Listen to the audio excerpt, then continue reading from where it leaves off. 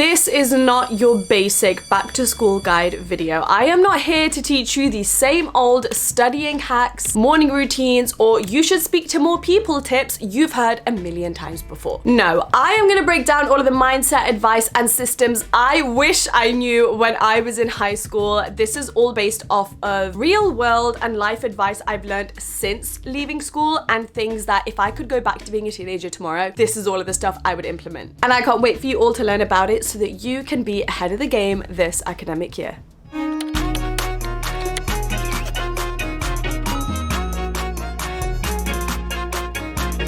Before we get into it, just a quick one. My brand new manifestation guided journal just launched on my website, selfobsessedjournal.com. You can check it out using the link below. Everybody is loving it. The reviews are pouring in. I am so excited. I've spent the first half of the year designing it and using all of the knowledge I've learned on manifestation to pour into this journal to make it easier to learn for everybody and to provide a real structure so that everybody can attract their goals much easier just by filling out all the questions in the journal. So if that sounds like a little bit of you and you want to start manifesting your goals before the new year gets here, then you can check it out on my website. I highly recommend. Also, a huge thank you to Squarespace, who are the sponsors of today's video. If you didn't know what Squarespace was, it's an all-in-one website platform that is designed to help you stand out and succeed online regardless of your business expertise. You could just be starting out in your business, or you could be years into it, having multiple businesses and building an empire. Regardless of where you are on that journey, Squarespace has all of the tools on their platform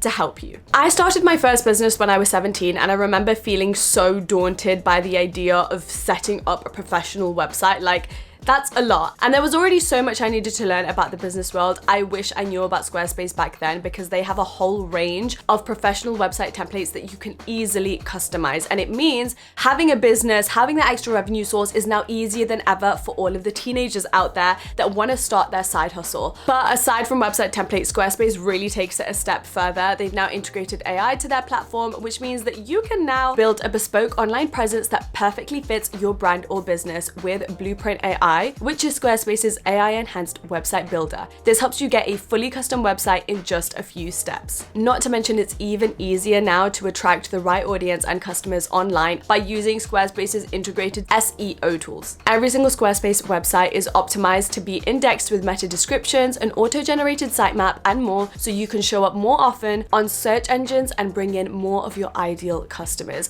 So truly, now the only thing you need to worry about is being passionate about your business idea and creating more content around it. So you guys can head over to squarespace.com to sign up and start your free trial so you can see it all for yourself. And once you're ready to launch your brand new website, use my unique URL, which is below in the description. That's squarespace.com/TamKaur, and that link will get you 10% off your first purchase of your website or domain. Chapter number 1, life and drama. It's only right that we start with the kind of life problems that can happen at school, because I know there are so many of them and we've all been through them. My first point, we need to leave the drama in the classroom. This should not be something that is taking over your life and consuming you and your mental health and your emotions to the point where you think it's the biggest problem in the world. Not to invalidate you, I just want to give you a little bit of a reframe, which is going to make this whole problem feel way less important to you. Because one thing we're not going to do is put our bullies and put mean girls on the pedestal.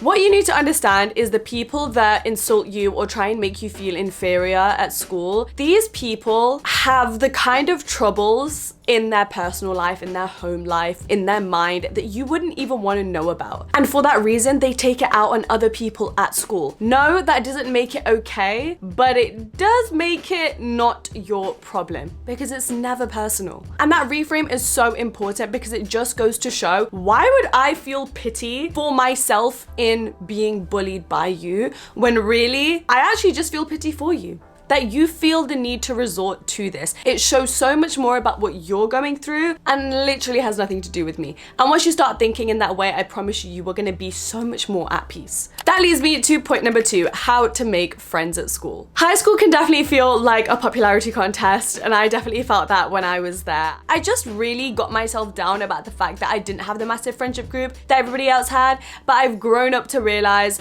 1 or 2 really good best friends beats 50 across acquaintances easy. And that is true for the rest of your life, I promise you that. At the end of the day, all of the people in school that do have that group of 50 plus people, they can't say that all of those 50 people genuinely know them, understand them, and connect with them on the most authentic level. However, could you say that for your 2 closest best friends? Yes. And for that reason, I think truly that's all you ever need. Because those 2 best friends literally tick off the human need for real, genuine, authentic connection and love in our lives. Having said that, I am still the biggest advocate for the fact that you still need to be speaking to other people at school. Having those 2 close friends is not an excuse to shut yourself off from everybody else just because you might be a little bit introverted or shy. I say this from experience because that is exactly what I did, and I would say that's honestly one of my biggest regrets from school. People are the game of life. The more you get to know them, the more you speak to them, the more it's going to benefit you and your growth.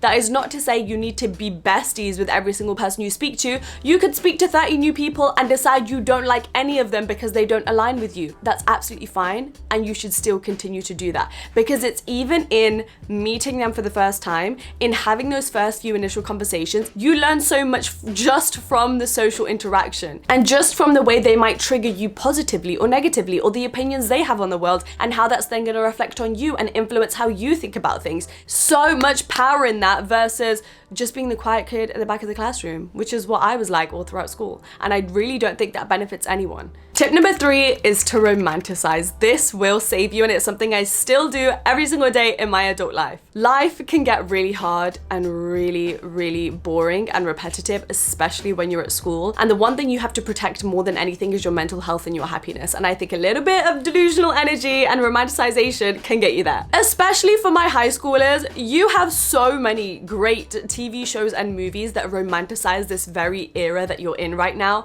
Please take advantage of that. Don't let the reality of the day-to-day ruin it for you at all. Rewatching shows like Gossip Girl, getting excited for those autumnal cafe study sessions with your besties, or the outfit you're gonna put on for school in the morning, enjoy that. The fact that you get to see your friends every single day. The fact that honestly, every single day when you go to school, you don't know what's gonna happen. You don't know who you're gonna get sat next to in class. You don't know who you're gonna speak to or who you're gonna meet. Plus, being productive and achieving your goals on a day-to-day basis is so fun. This is truly an era that you are never gonna get back, and there is no part of your adult life that is going to feel anywhat similar to your school life. I'm not saying school is the peak of your life and it's the best it's ever gonna be. I actually think your adult life does get so much better. However, because you're never gonna experience anything like this ever again, please take advantage of it. There are so many little aspects of it that you can romanticize, so enjoy it while you can. Tip number 4 is so important, and this is the fact that you are supposed to be a beginner. Stop expecting perfection or getting frustrated when things don't go your way, or you're not the top of your class yet, or you don't have the grades that you desire yet, or you don't have the friendship group that you're trying to get yet. Things being hard and you failing is part of the game. It's inevitable for everybody. You messing up or something not going your way is not a personal character flaw. You need to stop seeing your mistakes as failures and instead fuel for your growth, because they are all necessary.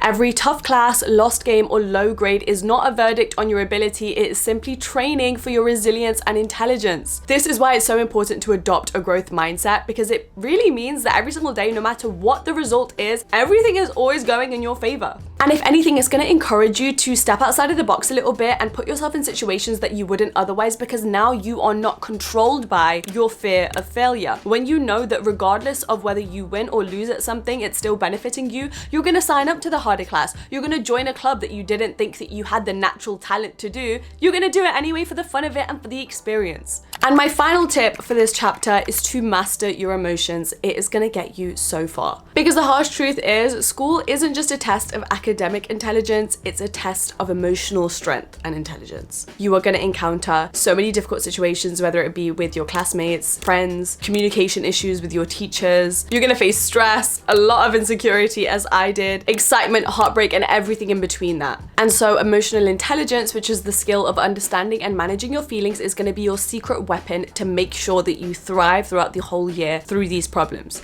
Not to mention, yes, algebra might get you through your exams and the year ahead, but emotional intelligence is a skill that if you master now will carry you through the rest of your life. One thing I've learned in my 20s is you can really tell the difference between people who have emotional intelligence and people who don't. They are the people that thrive in social interactions. They are the people that make better connections in their adult life, in both the workspace and their social life. They are the people that have better romantic relationships because of it, healthy relationships even. If you can learn it now, you are saving yourself so much time and heartbreak in your adult life, and making your school life even easier as well. So how do we do this? One, start by noticing your emotions instead of just brushing them off and ignoring them because you think that they make you weak. For example, if there is a mean girl at school, I want you to actually sit with those emotions at home and allow yourself to process them. Journal about them. I wish I started journaling or keeping a diary when I was in my younger teens. I think it would have saved me a lot of heartache by just processing those emotions and getting them off my chest rather than letting them consume me all day. And the next step is to practice empathy for others and also yourself. There is no such thing as having a wrong emotion. You are completely entitled and valid to feel whatever you feel, regardless of what the situation is. And the second that you start being kinder to yourself and stop criticizing yourself for holding these emotions, it means you can hold space for yourself, which means you can get over the emotion faster, allow it to pass, and return back to your normal state. The people that don't do that are the ones that let it bottle up, turn into resentment, and then start spewing negativity or aggression to everybody around them because they haven't dealt with what's going on in here first. Even when it comes to your schoolwork and you're feeling stressed, it's about taking a step back and being like, I'm feeling really overwhelmed right now. That's completely okay. What do I need to do to make this experience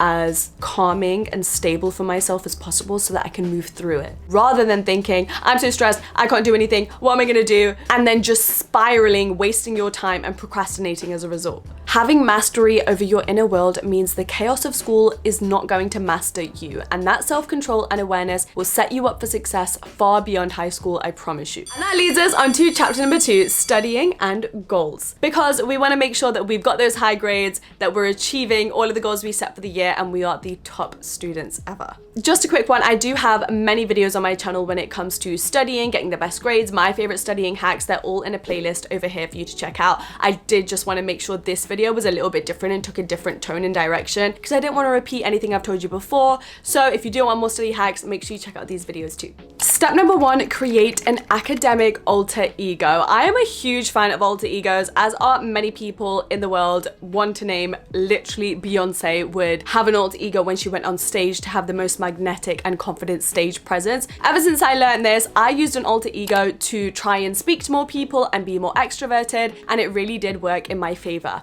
But now that I think about it, having an academic alter ego would also be so powerful. I actually have a complete guide on my channel on how to build an alter ego if you want the specific steps. Essentially, it just means you can be more confident and you can develop characteristics you don't naturally have when you are shifting your energy to somebody that you know who does, or to an idea of a person that you know who does. So an example of this might be Rory Gilmore for you, or it could be Blair Waldorf and the way that she is so ruthless in her studying techniques and being successful. So whenever you're struggling, ask yourself, what would Blair Waldorf do? How would Rory Gilmore approach this test? By tapping into this different version of yourself or through your favorite character, you are actually just embodying those characteristics until they become a normal part of yourself. So really, you're just adopting the traits and the skills that you want to have in the future anyway, and that will become a part of you the more that you act like and pretend to have them right now. Step number 3 is to manifest away your inner critic. Oh my God, I wish I knew about manifestation when I was in school. My life would have been saved. But now that I'm obsessed with manifestation and I've literally created a manifestation journal, I just thought, why does nobody talk about this for school students and how it could help them achieve their goals? Because I know it all too well. Every single student has that little nagging voice in their head saying,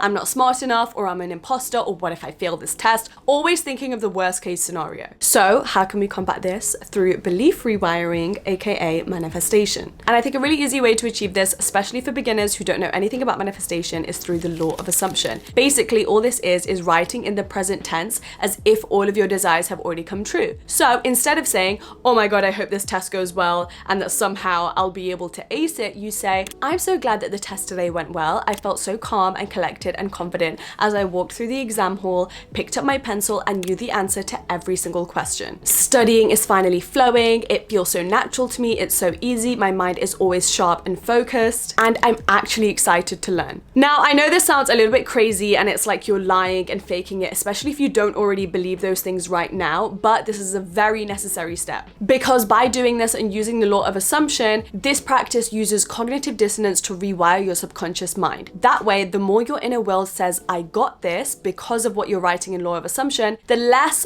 power that your critic can have to say you're not smart enough. Essentially, you want to act like the future student version of you who's already aced everything and knew that everything was going to be okay, and she's basically just telling you to chill out right now because she knows everything's fine. You're just using her confidence because she already exists, just on a different timeline. You're just taking all of the power and confidence she has because she already got the results, and you're implementing them now, regardless of you knowing how it's gonna go. And this links into my next step, which is all about timeline collapsing. Timeline collapsing and detachment are two of the most misunderstood manifestation techniques ever, but they can be especially useful for students, and this is how. Timeline collapsing essentially means acting like the version of you who already has everything you want, just right now. For example, you don't wait to feel seen or validated by others to feel confident. You just act confident now because that's the end goal. That's what you want to have. So regardless of whatever's happening in your 3D reality, regardless of who's speaking to you and who's not, you're going to have the confidence no matter what. You don't wait for you to get your grade back from your teacher to feel smart. You decide you already are smart. But remember, this timeline collapsing only works when you pair it with detachment, which means not obsessing over the outcome, not stressing when you have a bad day or a bad moment. It's about not worrying how and when things are going to come to you, simply sitting back, detached and relaxed, knowing everything is working in your favor always. Regardless of what is being shown in your physical reality, mentally, you are living in paradise. If you want to learn more about these practices, it is fully outlined and written out for you in my brand new Obsessed with Manifesting guided journal, if you guys want to check it out. My next step is to make sure that you are always thinking of your future. I'm talking extracurriculars, side hustles, and setting up those skills that are going to serve you for life. It is so important to think ahead of everybody else who might just be stressing about their daily classes or their exams. I want you to think about how you're setting yourself up for life. So here's a quick mindset shift for you guys. Instead of just seeing high school as a place where you're going to memorize a few things and ace your exam and get that grade, I want you to see it as your own self-improvement gym. Every class, project, or conflict that you have with other people is simply an exercise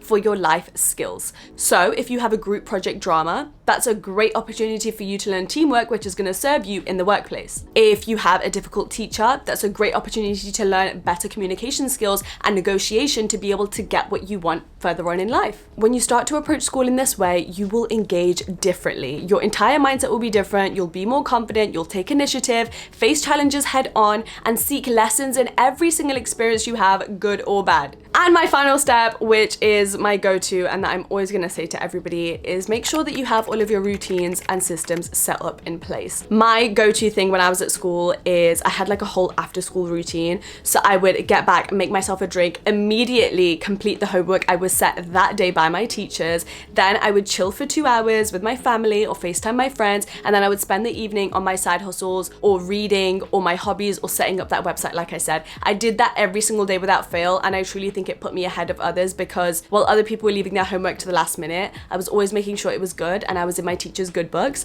I was making time to do things that were extracurricular outside of school, which has helped me and my career flourish a lot earlier and faster than most people now in my early 20s. On top of that, make sure you have a morning routine. This is something I didn't implement until my very last year of school when I was 16, but I'm so glad I did it because, again, I really think it shaped the person I am today. I would wake up early in the morning, I would get my fresh air, I would have my breakfast, I would learn French, even though I didn't have a French assignment like early in the morning because I really wanted to get good at the language and it was partly me preparing for my exam. I would read, do my affirmations, and at that point I was already journaling as well, so I would get all of that done first thing in the morning, and it really helped shape my mind, the relationship I had with myself, and just make me a better person outside of just being on this like survival journey of just trying to get through school. You are working on yourself outside of that always. And finally, chapter number 3 is the homework chapter. Now, for today's video, I literally only have one homework task for you. I didn't want to overwhelm you guys. Since it's back to school season, you're gonna have so much homework on your plate already. I just want to give you one, which I think is so essential